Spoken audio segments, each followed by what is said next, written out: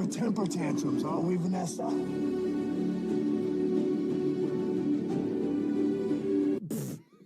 Oh, of course. What the hell? Somebody done happened. They done been in the cranberry. They done been in the potato.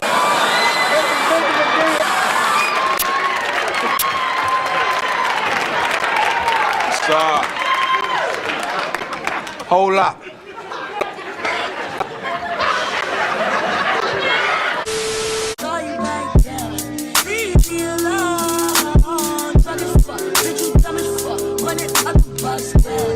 What's good, y'all? Welcome back to my channel. And today we're going to be reacting to Five Nights at Freddy's movie was kind of dumb, okay? I'm going to give my opinion about the movie after this video. Okay, I will be giving my opinion about the movie after this video because I did see it a couple of days ago. If y'all don't know, I have a Twitch as well, okay? Not just my YouTube gaming channel, okay? That y'all can subscribe to in the comments in the description down below, okay? But you can also go to my Twitch and you can also go and support and follow my Twitch as well because we do watch parties over there and I'm about to sprinkle in some album reviews as well on my Twitch channel. So go over there, support the Twitch channel, but we do watch parties over there. And we did do a watch party on the Five Nights at Freddy's new movie, okay, that came out. And I have opinions on it. I really do, okay? But we're about to watch this video. Before I get into that, make sure you guys like, share, and subscribe, and let's get into it. Gotta be honest here. I don't know much of anything about the FNAF franchise. Like, I tried to play a couple games, but, like, I just couldn't really get into it. All I really know is Vanessa, who I'm familiar with for, reasons. But Five Nights... You're nasty. One of the big draws for this movie is that the original creator of the games wrote the screenplay and produced it, which is how you know it's probably gonna be bad. Like, I don't know why, but this kind of thing, like, rarely ever pans out. So I'm just going to approach this as a horror movie, okay? I'm just a regular person watching the new horror film that came out based on a video game. So we start off with our main character, Mike. Mike is just your typical down-on-his-luck, life-going-nowhere kind of guy who's stuck working at a dead-end mall security job. And one day, he does a little bit of a oopsie. So when are you going to bring your sister by? We got this new flavor.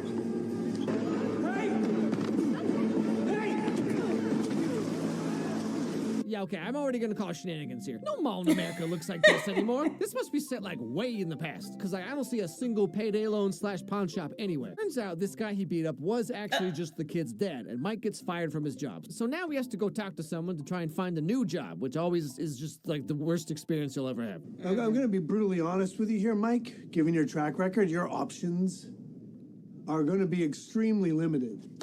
You know, it's not that easy. Thank you. I have a job for you. Sir, can you please make up your mind? There's no way I can get you a job. Ha, psych, just kidding. Here's a job. What was the point of this whole conversation? Okay, what is it? It's a security gig. You want the job or not? How's the pay? Not great. But the hours are worse. Oh man, this is bringing me back to trying to get a job back in like my early 20s. Anyway, so Mike really needs this job because he's the legal guardian of his sister Abby, who his aunt is trying to take away and get custody of because Mike has a hard time finding a job and he needs prescription pills. So basically he's just like the poster child for every Gen Z / millennial right now. And like this movie really wants you to know that he's on medication because boy, they close up on that thing like 6 times in 10 minutes. Even 10 o'clock and he could barely keep his eyes open. And this degenerate is who they entrust with the well-being of a mentally ill child. Jane, like I've said before, Abby is... Listen, I'm a pause it right here because when I seen this scene the first time, I was like, whoa. I was like, who the fuck is this? And why she talking to old dude like that? And he was just sitting there letting her talk to him crazy as fuck. I'm like, bitch, who the fuck is you? Then I found out it was the aunt. And I was like, bitch, how the fuck is she talking to her nephew like that? Like... Perfectly normal to sit around drawing pictures all day. Wow, hey, let's just calm it down a bit for a second there, okay? Drawing pictures is a perfectly respectable way to spend your time, all right? Pictures hold tremendous power for children. Images are the most important tool we have for understanding the world around us. These are things children learn to communicate almost exclusively through pictures. Yeah, our pictures mean something. And who is at the center of 9 out of 10 of them? Anyway, so Mike takes this horrible job, which is working as a security guard at this old rundown Chuck E. Cheese arcade called Freddy Fazbear's. This place was huge in the 80s with the kids. It's been shut down for years. The only reason they haven't given it the old wrecking ball treatment is the owner is a bit of a... Well, he's kind of a sentimental guy, I guess. Just can't bring himself to let it go yet. And the first night he works there, he literally just sleeps the entire time, wakes up at 6 a.m., goes right home. Also, like, where does this dude live where it's this bright out at 6 a.m.? Okay, I can only suspend my disbelief so far. So everything seems like it's going relatively fine. You know, Abby's being babysat by the babysitter, if you can believe that. And Mike has a job, although it is the night shift. But Mike's aunt is not gonna rest until she takes Abby away for whatever reason. Welcome to Sparky's. Could I set you folks up with some appetizers? We are not eating. Well, that's no fun. You do realize that lunch is the most important meal of the day. Oh my goodness, is that Maticus Paddington? Her and her friend or brother or whoever this is, to try and find some way to make Mike lose custody of Abby. So they come up with this idea to break into the place that Mike works at, destroy everything so he'll get fired, and then she can take him to court and take the sister away. What exactly is her motivation? Why is she doing this? Who knows? Now that night, Mike meets Vanessa, the police officer who patrols around these parts and loves to exposit tons of information for no particular reason. Vanessa Shelley. Mike. This place, it gets to people. It's one of the reasons why you're gonna quit. Oh yeah, you security hires? You never last. Is this somewhere you see yourself 10, 20 years from now? Add to that the thing with those kids going missing.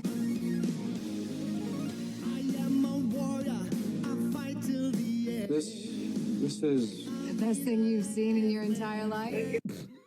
Vanessa, you got some low standards. Now, as Mike and Vanessa get to talking, we find out more about what's really going on with Mike over here. See, years ago, Mike was out camping with his family, and his brother got kidnapped right in front of him while he was supposed to be watching him. Hey, Mike. Go grab a towel. Go watch your brother, okay? Okay.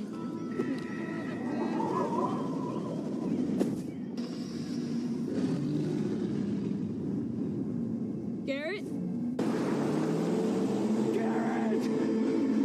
He dreams about this every single night, hence why he needs the medication. And after this all happened, his mother also died, and then his dad just like ran away or something, leaving Mike alone to take care of Abby. I'm telling you, this is one of the most trauma dump movies I've ever seen. Mike's brother got kidnapped and murdered, his mom died, his dad left, he has PTSD from all this and needs medication for sleeping, which is why he can't get/keep a job. Also, his aunt is trying to take away his sister from him, and like, do we need all this setup just for a horror movie about Chuck E. Cheese robots coming to life? This is like an entire season of Euphoria in like one movie. As they get to talking more and bonding over like life problems, man. So there's this theory that we can't forget things. Your brother. You think you saw who took him? It's buried. So every night I dream and I go back to that same memory and I search for details. And that's usually the part where people tell me I'm crazy. I know what crazy looks like, Mike. This isn't it. And trust me, one time I dated a guy who said he liked the FNAF games for the gameplay. I mean, can you believe it? And then she just throws his prescription medicine in the river. Like, I'm pretty sure you can't just do that. Remember how the babysitter and all them, they were gonna like sneak into the arcade and try to get Mike in trouble and all that? Remember that part? They got murked, okay?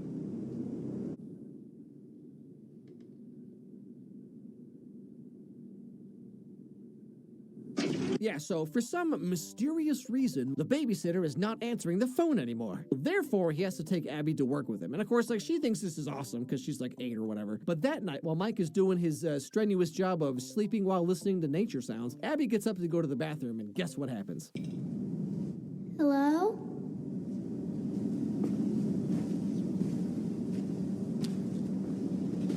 I know you're back there. Might as well come out.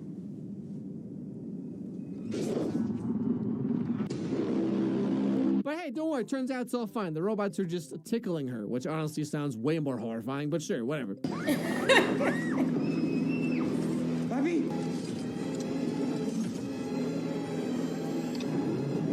Mike? They wouldn't stop tickling me. Yeah, that's not weird at all. Out of nowhere, Vanessa gets like all weird about Abby being there, and she tells Mike to never bring her back ever again. I saw your eyes. You were terrified. You can do whatever you want with your own life, but if you ever bring Abby back here again, I will shoot you. Now, one thing that's been going on with this movie is, like I said before, Mike dreams about his brother being kidnapped every single night. But while he's been working this job, his dreams have started to get a little different. Isn't what I asked for. You want to save Garrett. That's why you're really here. You can have this dream every night.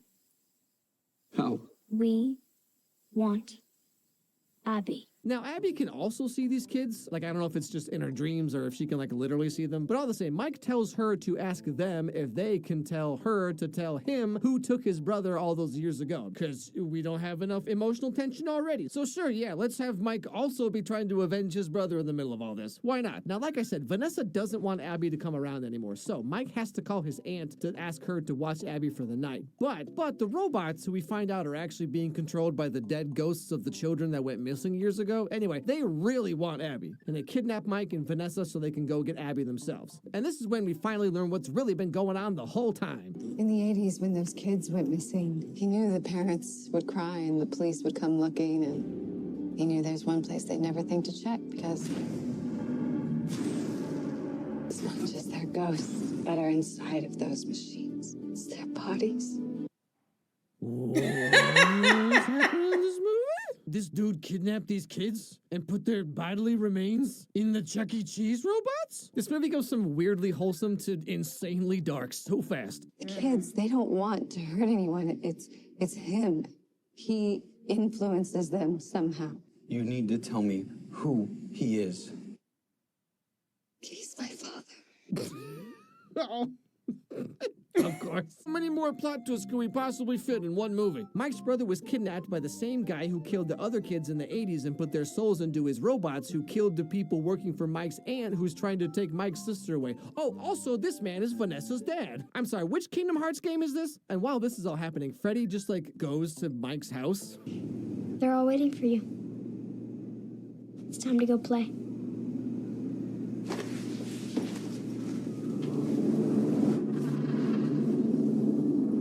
Silly Aunt Jane. She fell asleep. So this giant Freddy robot just like takes a taxi to the house, kills the aunt, and then they taxi back to the arcade, and the driver's just like, huh.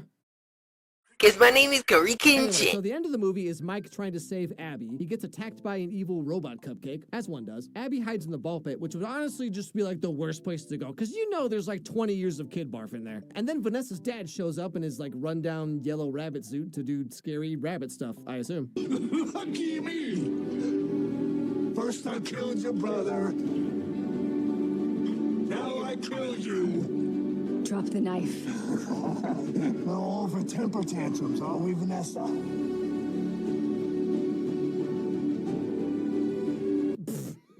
Oh, of course. Of course. We need one last plot twist here. Yeah, sure, we could probably fit one more on there. Now, how they stop him is Abby draws a picture that shows the truth about what's really going on so the ghosts of the kids can finally understand that Vanessa's dad is the bad guy. The yellow rabbit. He controls them. The drawings show them what really happened.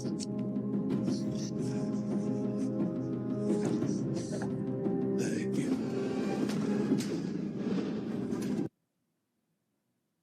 You need Jesus, Abby. And so the robot kids turn on Vanessa's dad and, like, they don't kill him. They just, like, lock him in the storage room for some reason. And, like, now that Mike's aunt is dead, he gets custody of Abby anyway. So you're welcome, Mike. And that's pretty much where the movie ends. Yeah, so, like...